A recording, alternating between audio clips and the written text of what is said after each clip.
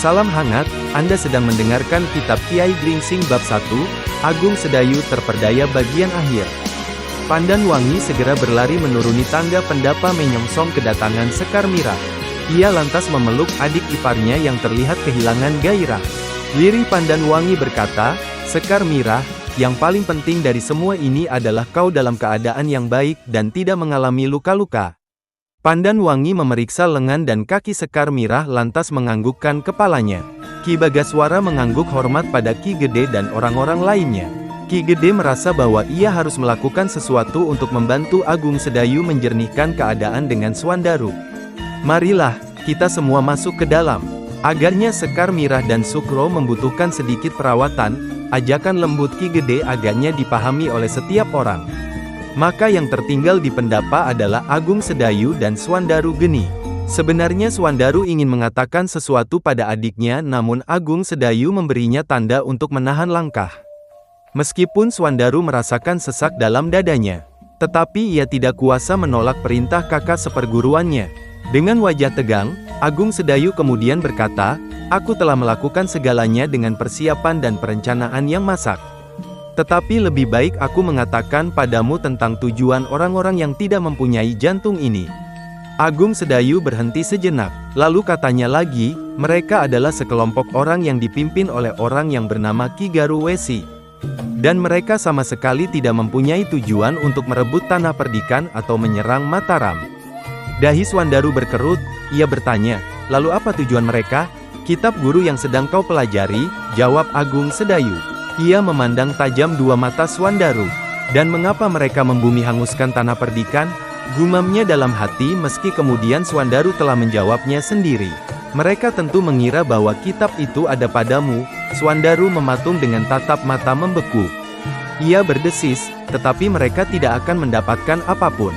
Kau pasti melakukan kesalahan dengan pendapat seperti yang baru kau katakan," kata Agung Sedayu. Swandaru mengalihkan pandangannya. "Justru apa yang mereka perbuat hari ini tidak lebih dari usaha yang memperdaya kita semua. Mungkin sebagian dari mereka hari ini berada di Sangkal Putung dan membawa kerusakan hebat di sana." Jantung Swandaru seperti lepas dari pangkalnya. Dada Swandaru berdentang kencang. Katanya, "Tidak mungkin mereka dapat mengguncang Sangkal Putung. Aku telah memberi pesan pada seluruh pengawal Kademangan. Tetapi dengan keberadaanmu dan Pandan Wangi di Menoreh, apakah ada orang lain yang mempunyai ilmu sejajar dengan kalian?" Agung Sedayu menyahut tajam. Tubuh Swandaru seperti membeku. Ia membenarkan pendapat kakak seperguruannya bahwa Sangkal Putung mempunyai lubang kelemahan besar apabila ia dan Pandan Wangi tidak berada di Kademangan. Maka dengan begitu, Kademangan Sangkal Putung akan menjadi tempat yang mudah untuk disusupi atau dilumat hingga tak bersisa. Hanya dengus napas yang terdengar dari Swandaru. Lalu ia berkata dengan wajah tertunduk, "Maafkan saya, Kakang." Agung Sedayu berpaling padanya. Swandaru meneruskan ucapannya, "Saya tidak sepantasnya menyalahkan Kakang dengan kejadian yang menimpa tanah perdikan.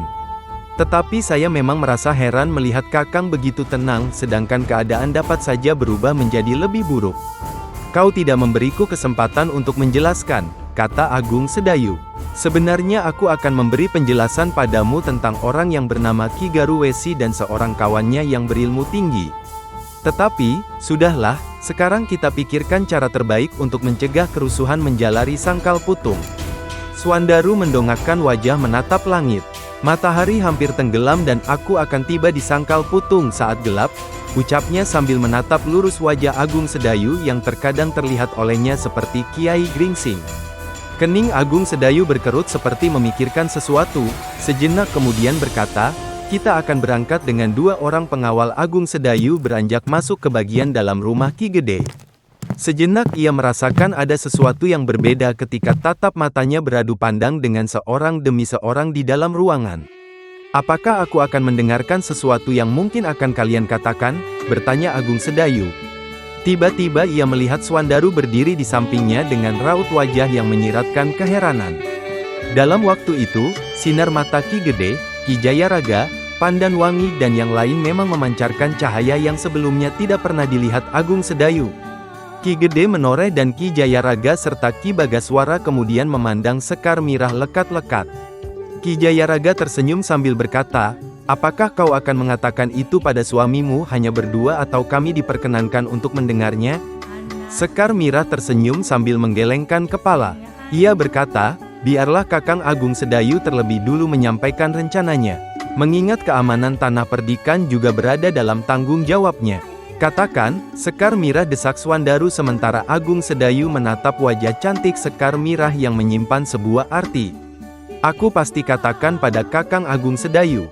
Tetapi pada saat ini ada kepentingan yang lebih besar sedang menunggu keputusan kita bersama di sini, kata Sekar Mirah lalu Pandan Wangi meraih jemarinya dan menggenggam erat jari-jari adik iparnya itu. Senapati Mataram itu menarik napas dalam-dalam. Ia memang harus secepatnya mengambil keputusan sebelum sangkal putung dilanda bara api kebuasan pengkut Ki Garuwesi yang mungkin saja telah berada di sangkal putung.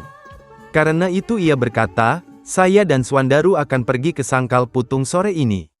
Kita belum dapat menduga rencana Ki Garuwesi yang telah meninggalkan tempat ini tanpa membawa kitab Kiai Gringsing. Kakang Agung Sedayu mempunyai dugaan bahwa orang-orang itu dapat saja mendatangi dan membuat onar di sangkal putung. Tatap mata Swandaru lurus memandang Pandan Wangi, kemudian menoleh pada Ki Gede dan Ki Jayaraga. Ki Gede menarik napas dalam-dalam lalu berkata, mereka mungkin tidak akan kembali ke tanah perdikan malam ini. Bila pun mereka kembali, Ki Jayaraga dan Kiai Bagaswara adalah kekuatan utama yang akan menemaniku melewati malam yang panjang. Bukan begitu, Kiai berdua? Ki Jayaraga dan Kiai Bagaswara mengangguk dan mengembangkan senyum lebar. Demikianlah kemudian Agung Sedayu dan Swandaru mempersiapkan diri untuk menuju sangkal putung. Sementara Kiai Bagaswara sedikit terlibat dalam pembicaraan sungguh-sungguh dengan Ki Jayaraga. Dalam waktu itu, Ki Gede Menoreh berulang kali mengucap syukur dalam hatinya atas anugerah yang maha agung yang terlimpah pada keluarga besar mereka meski duka belum sepenuhnya berlalu dari hati mereka. Ketika bayangan semakin panjang dan rimbun pohon mulai menyembunyikan matahari, 2 ekor kuda melesat cepat keluar dari pekarangan rumah Ki Gede Menoreh.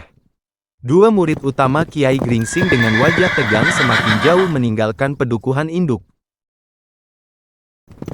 Mereka berdua berharap bahwa kemungkinan buruk yang telah dipikirkan Agung Sedayu tidak akan terjadi di sangkal putung. Ketika pertemuan kecil tengah terjadi di rumah Ki Gede, 2 orang bertemu di sebuah sudut dari pedukuhan kecil yang terletak di sebelah utara Jati Anom. Bagaimana dengan kekuatan Agung Sedayu sendiri, Ki Tunggul Pitu, kata orang yang baru menyandarkan punggungnya pada sebuah tebing batu. Memang benar yang dikatakan orang, jawab Ki Tunggul Pitu. Akan membutuhkan waktu yang lebih lama dan usaha sedikit lebih keras untuk dapat mengalahkan Agung Sedayu, Ki Garuwesi.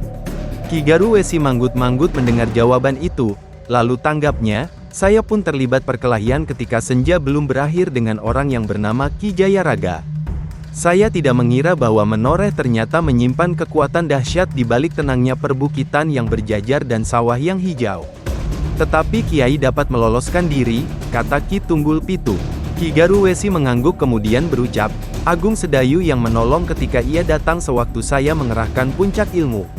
Ki Tunggul Pitu mengernyitkan keningnya, maksud Kiai, Agung Sedayu tiba-tiba memasuki perkelahian saya dengan Ki Jayaraga, namun orang-orang Menoreh mampu menahan laju Agung Sedayu yang dahsyat itu. Maka dalam waktu sekejap itulah saya melepas ikatan yang membuat sempit ruang gerak, jawab Ki Garuwesi. Tak lama kemudian datang seseorang dari sebelah timur dengan kecepatan yang luar biasa. Ia berlari bahkan dengan kecepatan melebihi kuda yang tegar.